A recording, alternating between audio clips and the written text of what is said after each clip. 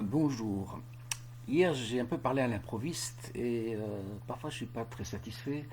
C'est-à-dire qu'il faut pas que derrière il y a quand même, hein. Et donc aujourd'hui, je vais refaire la partie sur les corsaires, mais je vais vous lire parce que souvent à l'oral on fait des confusions. Hassilou. Donc nous étions au XVIe siècle, nous étions en train de parler des pirates, et là, pirates des mers. Barberousse est la référence du corsaire qui a tant terrorisé la Méditerranée. La connotation italienne rappelle une époque où la lingua franca s'imposait en Méditerranée. Le surnom laisse entendre un pelage roux de sa barbe, or Barberousse aurait été le surnom de son frère aîné avant de désigner la fratrie. Lui-même se la barbe roux pour porter la lui-même se teignait la barbe en roux pour porter la réputation du clan. La couleur d'une barbe serait insignifiante en termes d'histoire, mais tellement captivante dans le récit qui s'attache aux détails. Le surnom de Barbe Noire nomma le cruel pirate des Caraïbes qui écuma la mer, les mers et les villes d'Amérique au XVIIIe siècle, ou encore Barbe Bleue, principal personnage des contes de Charles Perrault en 1697, assimilé à l'ogre, tueur sans scrupules, mangeur de femmes et enfants. L'angoisse ou le fantasme aurait-il inspiré une époque de tous les dangers? Certes, le contexte historique était périlleux, néanmoins, ramenons l'opinion générale à la seule émotivité du conteur. Les corsaires aiment les îles d'où ils seraient originaires, et là, ils trouveraient refuge dans la mer. Terrienne, à Djerba, à Malte, aux Baléares, en Sardaigne ou en Corse. Dans les îles, les corsaires peuvent se réfugier, se reposer, se protéger et lancer leurs nouvelles expéditions. L'insularité porte à un isolement et à une activité sur la mer. Le récit des pirates serait palpitant si l'on avait rapporté leur mémoire. Seule l'île de Corse ne porte pas le complexe vis-à-vis de cet héritage du passé. Elle fut lieu de refuge pour les corsaires et ne renie pas cet héritage affirmé dans le nom de l'île et dans le drapeau symbolique. Elle se nomme Corse. Corse du mot latin faire la course, soit l'expédition marine d'arrimage des bateaux, et affiche la tête d'un pirate. Alors le mot arabe corsan, du dialecte de lingua franca, corsen, définit aussi le pirate. La Corse est réputée pour ses marins, lesquels ont produit nombre de navigateurs et d'amiraux au service de découvertes à travers le monde et au service de la flotte ottomane. Plusieurs litiges ont opposé les États à propos de prisonniers marins dans les galères de la Goulette. Un seigneur vint à Tunis réclamer la libération des chrétiens. Le Dey de Tunis donna son accord pour libérer tous les prisonniers, à l'exception des Corses, dont la réputation était grande. Cela conduisirent à une guerre contre Louis XV, qui les reconnaissait français alors que les Tunisiens les considéraient à part. Un certain Jacques Santi est appelé Murato Corso, qui parviendra à la gouvernance de Tunis en 1637 et fondera la dynastie des Mouradites. La piraterie n'était pas une particularité des barbaresques, ainsi que voudraient le proclamer certains propagandistes. Elle est une expédition marine au service d'intérêts politiques, économiques et commerciaux. Les corsaires étaient employés par les États avec des lettres de créance et un pouvoir légitimé. Il ne convient donc pas de simplifier l'histoire aux mercenaires barbaresques. Juan Rey du La Ciotat enlevait les jeunes hommes à revendre pour les galères d'Eugène. Giorgio Ardorno, Thomas Cavendish ou l'amiral Francis Drake étaient des pirates au service de la couronne. Majorque organisait des razzias massives pour servir sa production et sa défense. Perafon de Ribera évoque les prises de sa galiote à bougies en 1534. Sieur d'Ancourt les désigne d'admiration de bons matelots et de grands voleurs. Plusieurs expéditions sur Djerba ont concerné les rapts de gens. La piraterie maritime ne trouve pas ses origines en Afrique du Nord. Elle n'était pas le propre des Nord-Africains au XVIe siècle, bien qu'elle se soit poursuivie jusqu'au XVIIIe siècle, lorsque prévalaient les accords de commerce. Certains idéologues ont focalisé la piraterie barbaresque comme moyen de pillage pour acquérir la richesse avec la traite marchande et le rachat de captifs. Ces simplifications sont caricaturales, abusives et partisanes, destinées à nourrir une propagande de haine sur le passé pour dénoncer autrui. La valeur marchande du commerce humain reste marginale pour l'époque. L'action ne pouvait se simplifier à des brigandages de mer et trafic humain, même s'ils ont existé. La traite humaine n'est pas objet de commerce, mais une conséquence d'emprisonnement. Une activité massive de la traite aurait justifié un brassage des populations.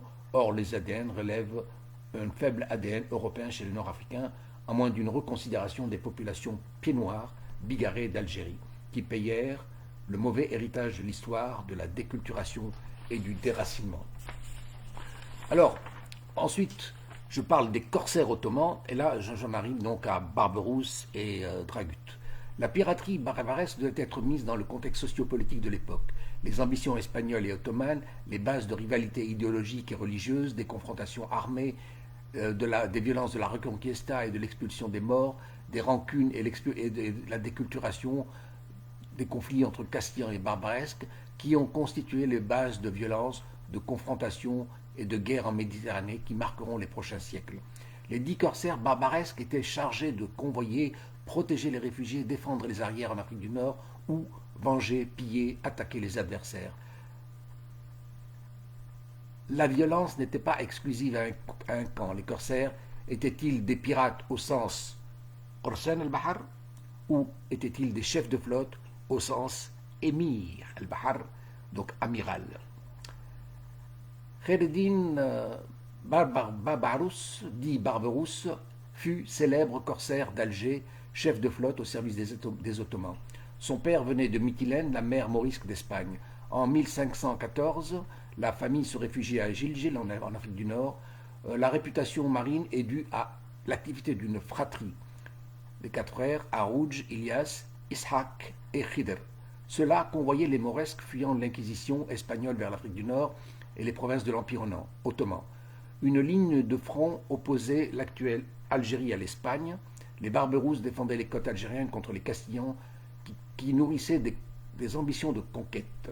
Ceux-là avaient pris le pouvoir sur Melita en 1497, sur Ceuta, sur Oran et sur Mers el-Kébir en 1505. La fonction des Barberousses était armée, mais au service de quel maître? L'aîné de la fratrie, Harouj Reis, dit Baba Rouge, défendait Béjaïa, Bougie. Face à une puissante armada espagnole, de force inégale, les barbaresques brûlèrent leurs bateaux pour qu'ils ne tombent entre les mains ennemies et se replièrent sur le continent.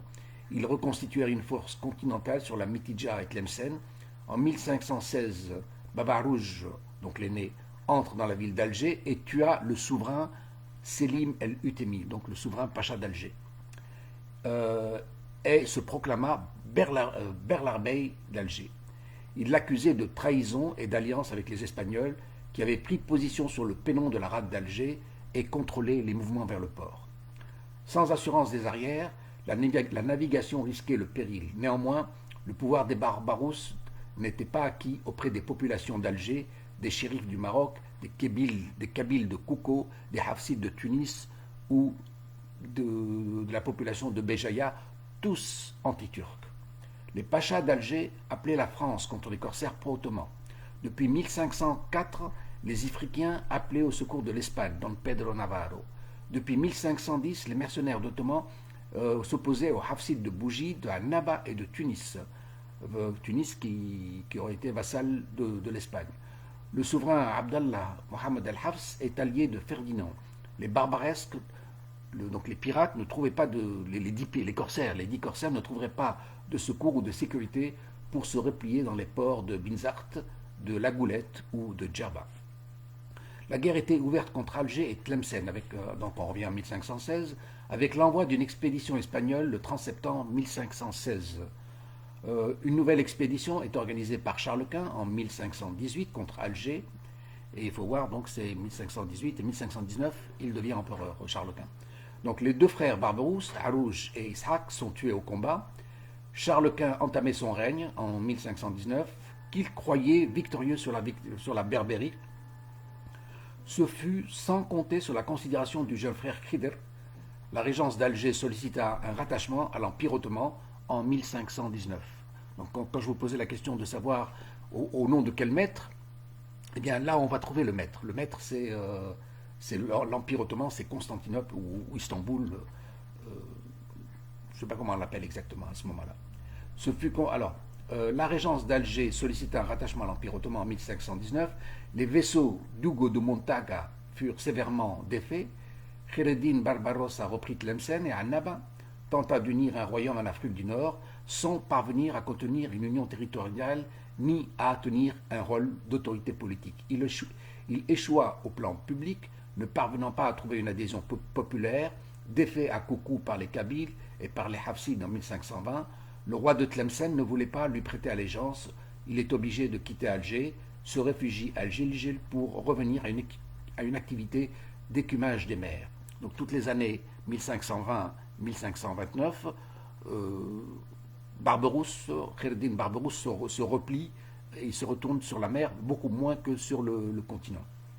En 1529, il reprend la ville d'Alger, chère à son cœur, et se proclama nouveau Berlerbey. La prise du pénon d'Alger lui permettait de contrôler le port et la navigation de tous les bâtiments chargés de le combattre. Il consolida un territoire autour de la cité, signant un pacte d'alliance avec le roi Koukou. Koukou, c'est Akbou en Algérie, dont il épousait la fille. En 1531, il vaincut l'expédition de Charles Quint menée par l'amiral génois Andrea Doria, écrasa les troupes alliées de Mohamed Abdallah, roi de Tlemcen en 1533. Fort de ses victoires, Barbarossa se rendit à Istanbul pour gagner le soutien du sultan avec un soutien militaire et un titre de capitaine pacha et 10 000 janissaires. Au retour d'Istanbul, à la tête d'une armée, à la tête d'une flotte navale, il débarque à la Goulette le 15 août 1534. Barberousse déclare l'illégitimité du sultan Moulay Hassan, parvenu au trône suite à un empoisonnement de Moulay Mohammed, qui aurait été empoisonné par Geisha, une des épouses du roi, une des épouses qui plaçait son fils au pouvoir. Alors, Barberousse prétendait être venu avec le véritable sultan Rachid. Il se moqua du souverain Hafsid, à la grande satisfaction de la population qui adhéra au charisme du pirate et se révolta contre son prince. Quand on dit se révolta, il n'y avait pas d'idéologie, mais on peut dire comment dire j'ai pas le mot. Chitin ce genre d'agitation, vous voyez, c'était pas quelque chose d'idéologique, une simple agitation populaire à la faveur de Barberousse. L'Afrique du Nord n'était pas acquise à l'Ottoman. Alger, le roi des Koukou, Béjaïa, Tlemcen et Tunis s'étaient opposés aux Turcs du Levant. Kheireddin influa l'alliance de Constantinople. Le soutien ottoman lui permettait d'asseoir ses pouvoirs locaux. Le 16 août 1534, il entrait au port de la Goulette, déclarant l'illégitimité du sultan. Il prenait le palais du Moulay à la Kasbah et proclama la déchéance des Hafsides, donc ça c'est le 19 août 1534, sous les acclamations de la foule. Barberousse trouva un immense butin, ainsi que les symboles d'alliance de parchemin scellés aux armes de l'Espagne, les blasons de Léon, d'Aragon et de Castille, qu'il fit brûler. Moulay Hassan prit la fuite et appela au secours de Charles Quint, empereur du Saint-Empire romain germanique. Le 31 mars 1535, donc 6 mois après, pas longtemps, une expédition de 400 navires et 33 000 hommes quittait Barcelone, prenait le port de la Goulette, les troupes livraient bataille dans la plaine de l'Ariana.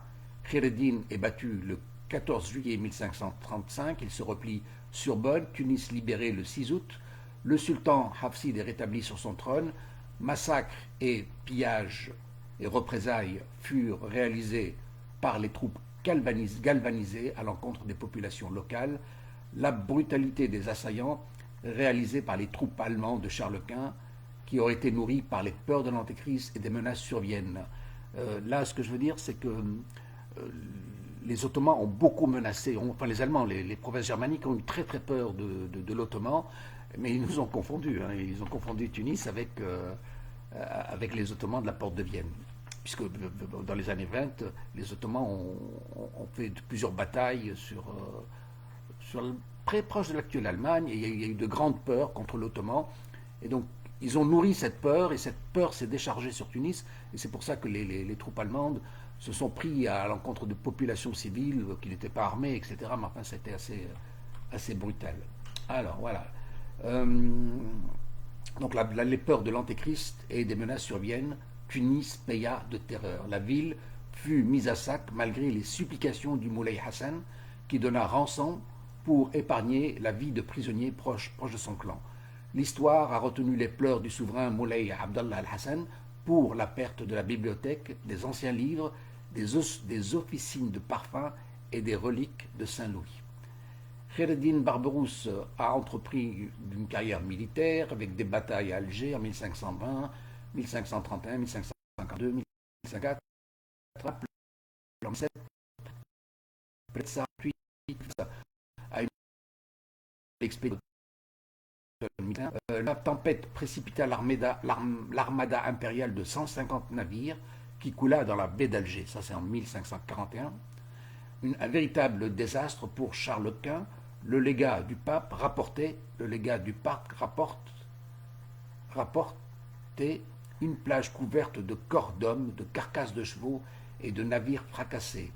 Pas moins de 12 000 hommes sont morts et autant capturés.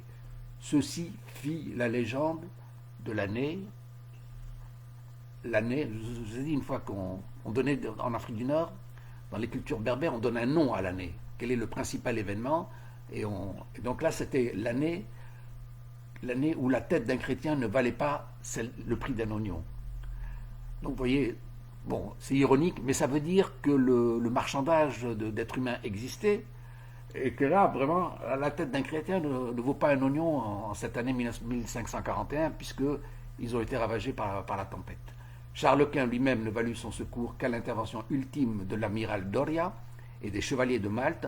En 1543, Barberousse porte la guerre en Italie, en alliance avec François Ier. Ça aussi, donc vous voyez que c'est un stratège politique, hein. C'est pas un simple pirate des mers, comme on veut le faire entendre.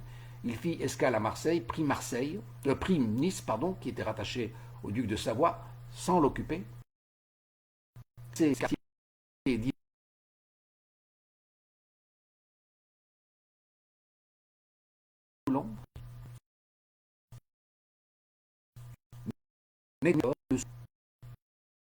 François Ier, donc, Barberousse quittait la côte varoise le 26 mai 1544 pour harceler à nouveau Tunis. La cité était sous domination espagnole et fut objet de nouvelles convoitises. D'imposantes mesures avaient été prises pour renforcer les défenses de la ville avec l'aménagement du fort de la Goulette, tandis que mourait François Ier en 1547, le corsaire prenait sa retraite en Turquie, où il serait mort octogénaire, d'une espérance de vie assez surprenante pour un pirate des mers.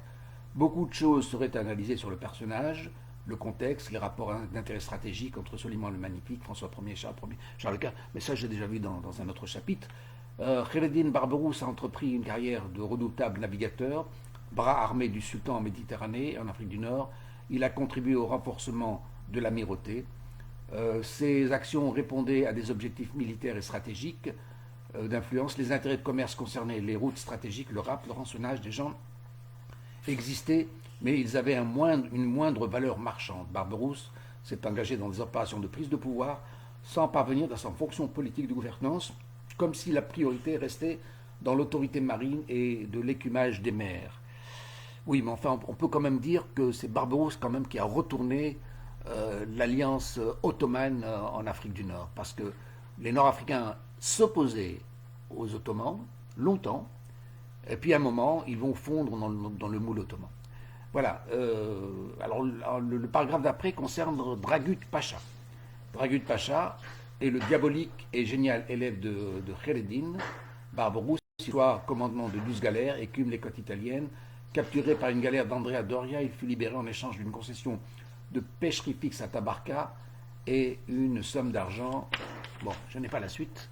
Voilà, de toute façon, j'ai les 20 minutes.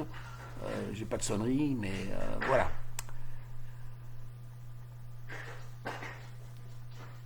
Voilà, vos commentaires sont les bienvenus, hein, d'accord? Merci. Hein.